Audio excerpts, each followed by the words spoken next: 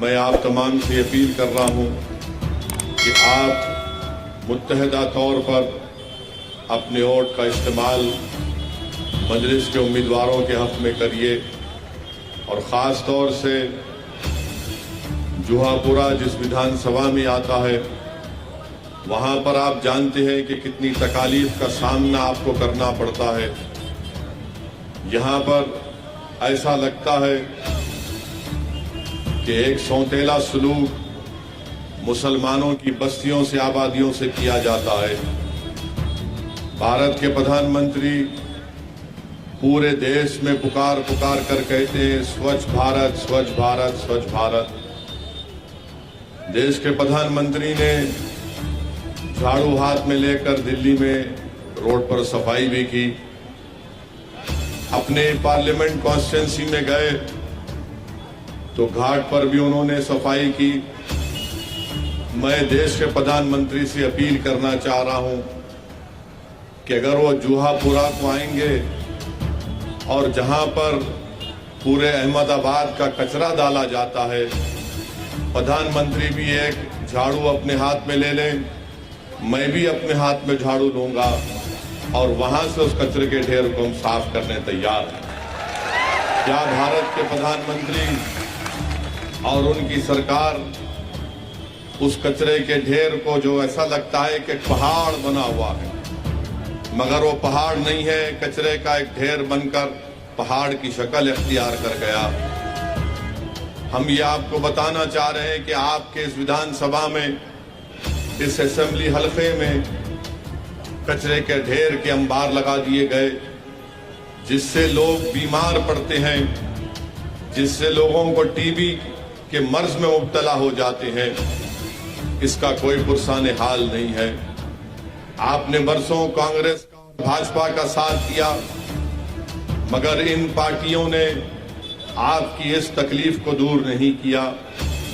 آپ جانتے ہیں کہ یہاں پر ٹریفک کا اتنا بڑا مسئلہ ہے، یہاں پر ٹریفک جیم تو ایسا لگتا ہے کہ روز کا مسئلہ ہے۔ دن میں 24 گھنٹے میں سے 18-19 گھنٹے تو ٹریفک جیم ہوتی ہے اور اس کا مسئلے کا حل نہیں ہوتا ہے۔ برج کی منظوری ہو گئی مگر فلائی اوور کے لیے پیسے نہیں دیے جاتے۔ آپ بتائیے پھر کیا کر رہا ہے یہاں کا ایم ایل اے، یہاں کا ودھایک؟ کیا ان کو یہ تکلیف معلوم نہیں ہوتی ہے کہ ٹریفک کے مسئلے کو حل کیا جائے؟ مگر اس کو حل نہیں کر سکتے ہیں۔ پھر بات ہوتی ہے کہ جل سے نل یوجنا۔ میرے عزیز دوستوں اور بزرگوں، یہ تو صرف ایک نعرہ بن کر رہ گیا۔ ایسے ہزاروں گھر ہیں جوہا پورہ میں جہاں پر صاف پانی نہیں ملتا، اور آپ جانتے ہیں کہ یہاں پر ایک چھوٹا سا پارک بنایا گیا تھا جس کا نام مسکان رکھا گیا، تو بی جے پی کو پسند نہیں آیا کہ بچوں کے چہرے پر مسکان کیسے ہوگی، اور اس پارک کو بلڈوزر کے ذریعے نیست و نابود کر دیا گیا۔ میرے عزیز دوستوں اور بزرگوں، آپ جانتے ہیں کہ گرین زون کا ایک بہت بڑا مسئلہ جوہا پورہ میں ہے۔ آپ اس بات کو جانتے ہیں کہ گرین زون کے نام پر جوہا پورہ کی ترقی کو روک دیا گیا، اور جوہا پورہ کے اس علاقے میں جہاں پر ایک بڑی تعداد میں مسلمان بستے ہیں وہاں پر گرین زون بنا دیا گیا، اور گرین زون میں صرف 5% تعمیر ہو سکتی ہے۔ ابھی ہم کو ہمارے کارپوریٹر صاحب بتا رہے تھے کہ آج ہی کے دن ایک بری خبر انہوں نے مجھے بتائی کہ مولانا حبیب کا ایک بلڈنگ تھی، آج جا کر اس کو ڈیمالش کر دیا گیا۔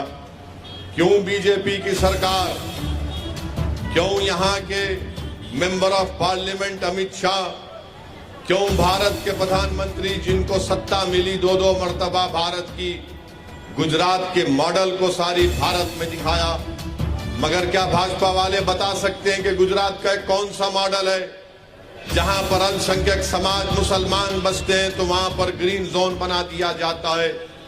کیوں بنا دیا جاتا؟ تاکہ السنکھیک سماج چین کی زندگی نہ گزار سکے، تاکہ مسلم اقلیت عزت کے ساتھ اپنی زندگی نہ گزار سکے، تاکہ ان کے علاقوں میں صحیح طریقے سے روڈ کا مؤثر انتظام نہ ہو سکے.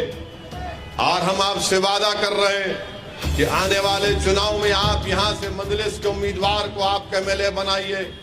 انشاءاللہ تعالی یہ گرین زون کا مسئلہ صابر کابلی والا صاحب کی قیادت میں ہم اس کو حل کریں گے, اس کو نکالیں گے. اور اگر ضرورت پڑے گی تو انشاءاللہ تعالی میں آپ سے وعدہ کر رہا ہوں کہ میں خود جوہا پورا آ کر جوہا پورا کی سڑک پر میں روڈ جام چکا جام کر دوں گا اس وقت تک جب تک کہ گرین زون نہیں نکالا جائے گا. میرے عزیز دوستوں اور بزرگوں, یہ گرین زون نکالنا ضروری ہے. گرین زون جوہا پورا کے مسلمانوں سے تعصب کی نشانی ہے, نفرت کی نشانی ہے, اور لوک تنتر میں اس طرح کے فیصلے نہیں لیے جا سکتے ہیں.